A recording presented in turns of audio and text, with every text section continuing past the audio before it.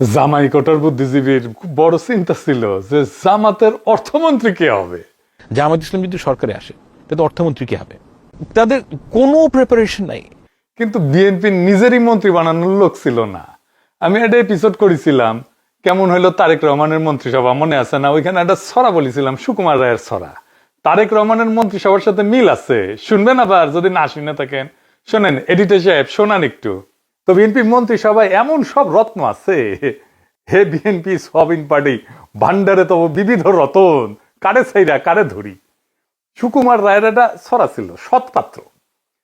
ওইটার সাথে মিল আছে বিএনপির মন্ত্রিসভার। শুনবেন, শুনেন, মজা। শুনতে পেলাম পোস্তা গিয়ে তোমার নাকি মেয়ের বিয়ে, গঙ্গারামকে পাত্র পেলে, জানতে চাও সে কেমন ছেলে। মন্দ নয় সে পাত্র ভালো, রং যদিও বেজায় কালো, তার উপরে মুখের গঠন অনেকটা ঠিক পেঁচার মতো। বিদ্যে বুদ্ধি বলছি মশাই, ধন্যী ছেলের অধ্যবসায়।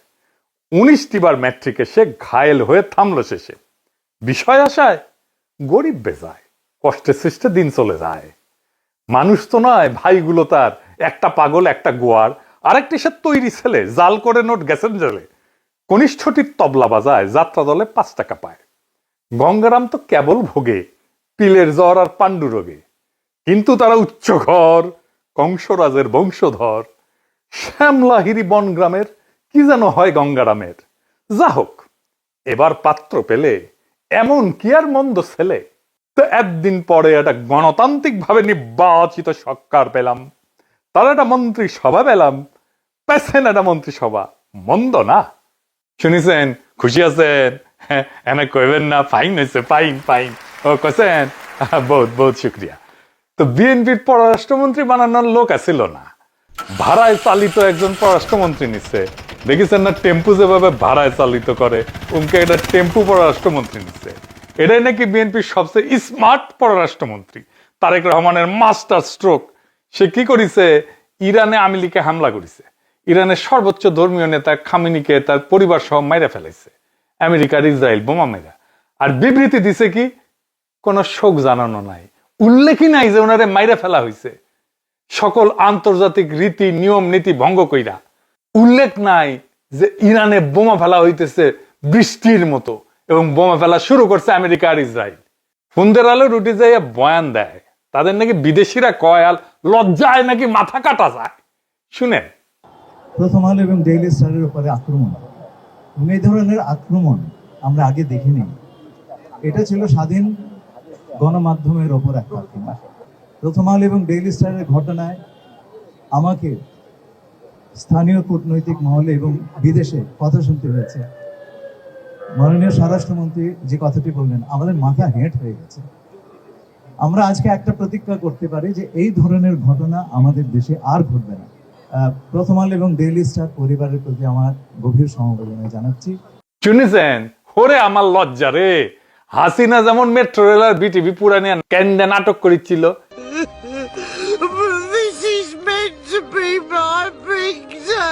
এরা ফুন্দের আলো আর দিল রিস্টার নিয়া ওই একই নাটক করিচ্ছে।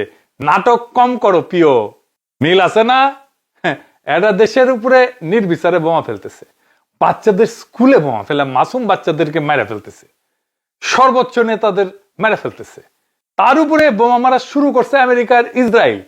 আর বাংলাদেশের পররাষ্ট্র মন্ত্রণালয় বিবৃতি দেয়, তাদের এইসবের কোনো উল্লেখ নাই, এমনকি নিহত নেতার জন্য কোনো শোক নাই।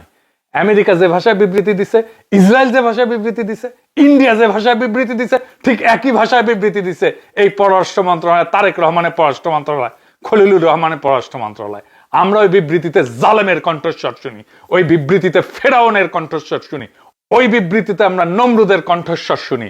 নিউ এজেন্ট নুরুল কবির নাকে রুমাল চেপে বিএনপি ভোট দিছিল, শোনেন নাই? শোনেন আবার। এই দেশের বহু মানুষ নাকে রুমাল দিয়ে বিএনপিকে ভোট দিয়েছে। নাকে রুমাল দিয়ে কেন? ওই ধানের শীষ দেখলে তার চাঁদাবাজির দুর্গন্ধ তার নাকে আসে।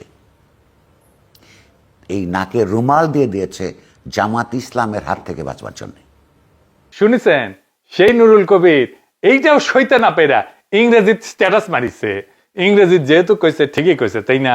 তো কইছেটা কি, বাংলায় কই লিখেছে, বাংলাদেশের পররাষ্ট্র মন্ত্রণালয় এবং তার সম্প্রসারণ হিসাবে বাংলাদেশ জাতীয়তাবাদী দল বিএনপি ইরানের বিরুদ্ধে আমেরিকা ইসরায়েলের অবৈধ আগ্রাসী যুদ্ধের বিষয়ে দেশের মানুষের অনুভূতিকে প্রতিনিধিত্ব করতে সম্পূর্ণভাবে ব্যর্থ হয়েছে। যেখানে এটা স্পষ্টভাবে সন্ত্রাসী হামলা ছিল, সেখানে পররাষ্ট্র মন্ত্রণালয়ের বিবৃতিতে শুধু আমেরিকা ইসরায়েলের অপরাধের নিন্দা জানাতেই ব্যর্থ হয়নি, বরং অপরাধী জুটির নামও উল্লেখ করা হয়নি। এর চেয়ে আশ্চর্যের বিষয় হলো, বিশ্বের মানুষ এমনকি আমেরিকার গণতান্ত্রিক মনোভাবাপন্ন অংশের লোকজনও যখন ইরানের উপরে হত্যাযজ্ঞের বিরুদ্ধে প্রতিবাদ করছে, তখন বাংলাদেশের পররাষ্ট্র মন্ত্রণালয় উল্টো উপসাগরীয় অঞ্চলে মার্কিন সামরিক ঘাঁটি লক্ষ্যবস্তু করার জন্য ইরানকে সমালোচনা করছে। এটি আমাদের জন্য, বাংলাদেশের জনগণের জন্য অপমানজনক। এটি রাষ্ট্রের এক নৈতিক ব্যর্থতা, অগ্রহণযোগ্য, সম্পূর্ণ অগ্রহণযোগ্য। খুবই ভালো লিখেছেন উনি, উনারা ধন্যবাদ। উনি এখন হুশে আসিছেন। কেন নুরুল কবির ভাই, আপনার ভাষায় তো মোনাফেক জামাত ক্ষমতায় আসেনি, মানে নেন, এটাও মানতে পারতেছেন না কেন? এটা বুঝতে পারেননি কেন এটা ঘটবে? এত সিনিয়র মানুষ, বাম রাজনীতি করে আসছেন, আপনি এটা বুঝতে পারেননি এটা ঘটবে? চান্দাবাদী, ধান্দাবাজি, সন্ত্রাস, ধর্ষণের গন্ধ নাকে রুমাল চেপে সহ্য করে ভোট দিচ্ছেন এই বিএনপি রে। জামাতের বিরুদ্ধে নিরন্তর ঘৃণা উৎপাদন করে গেছেন, নাকে রুমাল চেপে এই গন্ধও নেন, এটা নিতে পারতেছেন না কেন? এই জিনিস আরো আসবে, এটা বুঝতে পারেননি এত বড় বাম হইয়া, এত দিনের এত পুরানা বাম হইয়া, এত সিনিয়র মানুষ হইয়া এটা বুঝতে পারেননি। এ দায় কার? এভাবে তো বাংলাদেশকে আপনারাই বারবার গাড্ডায় ফেলাইছেন। হাসিনা তো বাংলাদেশকে বাপের তালুক মনে করে শাসন করতো বাংলাদেশকে। খলিলুর রহমানরা বাংলাদেশকে আমেরিকা, ইসরায়েল আর ইন্ডিয়ার দাস বানায় তারপর বিদায় নেবে। আমি বিশ্ব স্বাস্থ্য সংস্থার একটা জেনারেল অ্যাসেম্বলিতে পার্টিসিপেট করেছিলাম মেলা আগে। তো একটা সেশন ছিল জেনেরিক ড্রাগ নিয়ে। ওইখানে আমেরিকার যে পজিশন, এটা আমেরিকা ডিফেন্ড করতেছে না, কিন্তু চুপ করে বসে আছে আমেরিকানরা। চিল্লাইতেছে নাইজেরিয়ার প্রতিনিধি, নাইজেরিয়ার স্বাস্থ্যমন্ত্রী। তো আমেরিকান এরকম খলিলুর রহমানের মতো মাউথ পিস বানায় রাখে বিভিন্ন জায়গায়, বিভিন্ন দেশে। খালি তো দোস্ত অজিত দেওয়ালের দাওয়াত দিছে। দেখেন অজিত দেওয়াল আর খলিলুর রহমান মিলা কি তাণ্ডব চালায় বাংলাদেশে। এক রামে রক্ষা নাই, সুগ্রীপ্তার মিতা। হাসিনার সরকার তারেক রহমানের সরকারের চাইতে পররাষ্ট্রনীতিতে কয়েক গুণ ভালো ছিল। ইউক্রেনের টাইমে বিবৃতি দিছে না, ব্যালেন্স বিবৃতি দিছে না, পড়ে দেখেন। হাসিনার আমলে তো চীন, আমেরিকা, ইন্ডিয়া তারে ব্যালেন্স করে চলছে। ইন্ডিয়ার হেজিমনি ছিল, কিন্তু সে তো ব্যালেন্স করছে। চীন, ইন্ডিয়া, আমেরিকা ব্যালেন্স করছে না। এখন খলিলুর রহমান কি করবে? ইরান তো বাংলাদেশে তাদের এমবাসিতে শোক বই খুলিছে, ওটি খলিলুর রহমান যে সাইন করবে না, করবে না, ওটি শোক জানাবে না? ওখানে শোক জানাবে, অবশ্যই জানাবে। তো বিবৃতিতে শোক জানাইতে হাগা কষা হয়ে গেছিল কেন? আসলে খলিলুর রহমান ধরে নিছিল ইরানের রেজিম চেঞ্জ হবে, বদলাবে, তাই উত্তেজনা ধরে রাখতে পারে নাই। আবেগ কাজ করেছে, বিবেক কাজ করে নাই। এখন খলিলুর রহমান কবে? না, আমি নির্দোষ দাবি করতেছি না। আমি যখন জানি, আমি কেন নিজেকে নির্দোষ দাবি করব? আমি দোষী, তখন আমার আবেগে কাজ করছে, বিবেক কাজ করে নাই। বুঝেছ? সে বুঝতে পারে নাই ইরানের রেজিম এইভাবে বদলাবে না, যদি না ইরানের ভেতর থেকে প্রতিরোধ হয়। ইরানের ভেতর থেকে ইরানের জনগণ যদি রেজিম চেঞ্জ করে, সেটা অন্য বিষয়। ইরানের লিডারশিপ পুরাটা ধ্বংস হয়ে গেলেও ইরান লইরা যাবে। ইরানের সরকারকে ফেলায় দেওয়া অত সহজ না। ইরানে এর আগেও এমন ভাবে ইরানের লিডারশিপকে মেরে ফেলা হয়েছে অনেককে। ইরান পরে নাই, রেজিম চেঞ্জ হয় নাই, রেজিম বদলায় নাই। কি কি করা হয়েছিল আসেন সেটা দেখি ইতিহাসে, তাইলে বুঝবেন এখন যেটা ঘটছে সেটা আগেও ঘটছিল। অনেকে বলতেছে ইরানের মধ্যে ইসরায়েলের গোয়েন্দা সংস্থা ঢুকিছে। হ্যাঁ, ঢুকিছে, এটা আজকের কথা না, অনেক আগে থেকেই ঢুকিছে। 1981 সালের 28শে জুন ইরানের বিপ্লবী ইসলামিক রেভলিউশনারি পার্টির হেডকোয়ার্টারে উচ্চ পর্যায়ের একটা গুরুত্বপূর্ণ মিটিং এর সময় বোমা বিস্ফোরণে ইরানের প্রধান বিচারপতি এবং খোমেনির পর দ্বিতীয় গুরুত্বপূর্ণ ব্যক্তি আয়াতুল্লাহ বেহেশতি, আয়াতুল্লাহ মন্তাজারি এবং 4 জন ক্যাবিনেট মেম্বার, 27 জন মজলিসের সদস্য মানে আইনসভার সদস্য মানে সংসদ সদস্য নিহত হয়। তার একদিন আগে 27শে জুন 1981 সালে আলী খামিনি মানে যিনি মারা গেছেন, উনি তখন রেভলিউশনারি গার্ডের সুপারভাইজার ছিলেন, ডেপুটি ডিফেন্স মিনিস্টার ছিলেন।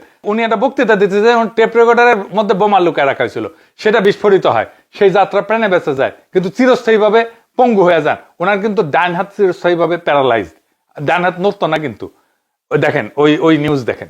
উনি যে এইভাবে শহীদী মৃত্যুবরণ করছেন, শুধু ইরানে না, সারা দুনিয়াতে উদ্দীপ্ত করছে, তার হিসাব নাই। মোহাম্মদ আলী রাজাই দ্বিতীয় রাষ্ট্রপতি ইরাক ইরান যুদ্ধের সময় 1981 সালে 30শে আগস্ট প্রধানমন্ত্রী অফিসে বোমা বিস্ফোরণে নিহত হন। মোহাম্মদ জাভেদ বাহানার তৎকালীন প্রধানমন্ত্রী একই হামলায় নিহত হন। সাথে 6 জন আরো উচ্চপদস্থ কর্মকর্তা নিহত হন।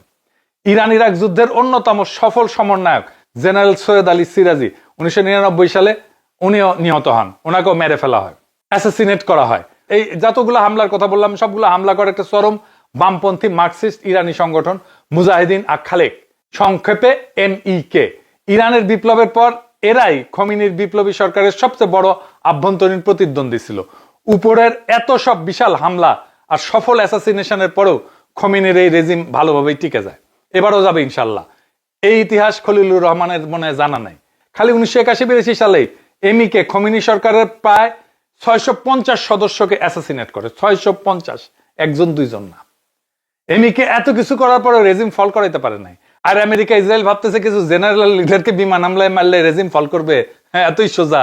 হ্যাঁ, MEK আমেরিকা ইসরায়েলের চেয়ে বেশি ডেঞ্জারাস ছিল, কারণ তারাও ইরানি এবং সফলভাবে ব্যাপক আকারে রেজিমকে তারা ইনফিলট্রেট করছিল। ওই জায়গা থেকে উঠে আসছে ইরান, আবার আসবে। শিখেন ওদের কাছ থেকে মেরুদণ্ড কাকে বলে, মর্যাদা কাকে বলে, বীরত্ব কাকে বলে, আত্মসম্মান কাকে বলে। আমরা যদি এটা শিখতে পারি, কেউ আমাদের দাবায় রাখতে পারবে না। মনে রাখেন, লড়াই করতে করতে মরে যাওয়াটাই পরাজয় না, মাথা নত করাটা পরাজয়, মাথা উঁচু করে নিশ্চিহ্ন হয়ে যাওয়াটা বিজয়। অনেকে বলতেছে চায়না কি এই কনফ্লিক্টে অংশ নেবে ইরানের পক্ষ হইয়া, বা রাশিয়া কি করবে? এই প্রশ্নের উত্তর আমরা খুঁজে পাবো আমরা যদি কয়েকটা ডট মিলাইতে পারি। তাহলে আপনারা নিজেরাই বুঝে যাবেন এই লড়াইয়ে ট্রাম্প আসলে কি অ্যাচিভ করতে চায়, আর সেইটা বুঝলে চায়না কি পজিশন নেবে সেটাও বুঝতে পারবেন। আসেন ট্রাম্পের খেলাটা বুঝে দেখি। আমাদের একটু আগে থেকে শুরু করতে হবে, না হলে একটা বিগ পিকচার যেটাকে বলে সেটা স্পষ্ট হবে না। কয়েক বছর আগে পর্যন্ত আপনারা শুনছেন না যে আমেরিকার সুপ্রিমেসি ভেঙে যাচ্ছে, আমেরিকার গ্লোবাল লিডার নাই, আফগানিস্তান থেকে সেনা প্রত্যাহার করছে চোরের মতো রাতের অন্ধকারে, মধ্যপ্রাচ্যে অনিশ্চয়তা, রাশিয়ার ইউক্রেনে আক্রমণ, চীনের দ্রুত উত্থান, ব্রিক্স দেশগুলোর ডলারের বিকল্প নিয়ে কথা বলতেছে। বিশ্ব রাজনীতিতে একটা ধারণা তৈরি হচ্ছিল আমেরিকার আগের মতো নাই। এখন আসেন আমেরিকার ভেতরের দিকে। আমেরিকার ভেতরে গত দশকে ডেমোক্র্যাট পার্টি দ্রুত প্রগতিশীল পজিশন নিছে, মানে হাঙ্গারের সোয়াবিন পার্টির মতো। ইমিগ্রেশন আইন সফট করছে, ক্রিমিনাল জাস্টিস রিফর্ম করছে, জেন্ডার এবং সামাজিক রীতিতে পরিবর্তন করছে, বড় আকারের সরকারি ব্যয় করছে, কালচারাল পলিসি করছে। নতুন এই পরিবর্তন পার্টির ভেতরে দ্রুত হয়েছে, মানে এটা তো ভালো লিবারাল পদক্ষেপ, প্রগতিশীল পদক্ষেপ। কিন্তু ভোটাররা এত দ্রুত বদলায় না, তাদের চিন্তা আকাঙ্ক্ষা এইগুলা না যে ইমিগ্রেশন সহজ হইল কিনা, সমাজ রংধনুর 7 রঙে রাঙাইল কিনা, মুক্তিযুদ্ধের চেতনা বাস্তবায়ন হইল কিনা, তা না, বরং তার স্বপ্ন আকাঙ্ক্ষা আলাদা। ফলে একটা গ্যাপ তৈরি হয়, রাজনৈতিক নেতৃত্ব একদিকে আর সাধারণ মানুষ অন্যদিকে। আমেরিকান নাগরিকের অনেকেই অনুভব করলো রাষ্ট্রের অগ্রাধিকার বদলে গেছে, প্রায়োরিটি বদলে গেছে, কিন্তু তাদের জীবনের যে মৌলিক প্রশ্নগুলো তাদেরকে সবসময় তাড়িত করে সেটা রয়ে গেছে। সেটা কি? চাকরি, ব্যবসা, শিল্প, এনার্জি, আইন শৃঙ্খলা, স্বাস্থ্য। এই গ্যাপের মধ্যে আসে ট্রাম্পের মেক আমেরিকা গ্রেট এগেন। এই গ্যাপের মধ্যে আসে। এটা শুধু একটা স্লোগান না, এটা ছিল একটা সাইকোলজিক্যাল রিকল, মনস্তাত্ত্বিক রিকল। পুরোনো ভয়, গর্ব, ক্ষোভ এবং ঐতিহাসিক স্মৃতি মানুষের মনে আবার জাগায় তোলা। আমেরিকা গ্রেট ছিল, এখন দুর্বল, আবার শক্ত হইতে হবে। এখানে প্রশ্ন আসে কিভাবে গ্রেট হবে? কেউ শুধু আবেগ দিয়ে সুপার পাওয়ার হয় না। একটা রাষ্ট্র তখনই গ্রেট থাকে যখন তার থাকে উৎপাদন, শিল্প ক্ষমতা, এনার্জি, নিরাপত্তা, সামরিক শ্রেষ্ঠত্ব, আভ্যন্তরীণ ঐক্য। তাহলে আমেরিকাকে গ্রেট হতে হলে কাকে হারাতে হবে? আজকের পৃথিবীতে আমেরিকার তাহলে প্রকৃত চ্যালেঞ্জার কে? চীন। রাশিয়া আঞ্চলিক শক্তি, কিন্তু বৈশ্বিক শিল্প, প্রযুক্তি, অর্থনীতি এই স্কেলে চ্যালেঞ্জ করতে পারে শুধু চীন। তাহলে যদি আপনি আমেরিকাকে আবার গ্রেট করতে চান, আপনাকে কি করতে হবে? চীনকে হারাইতে হবে।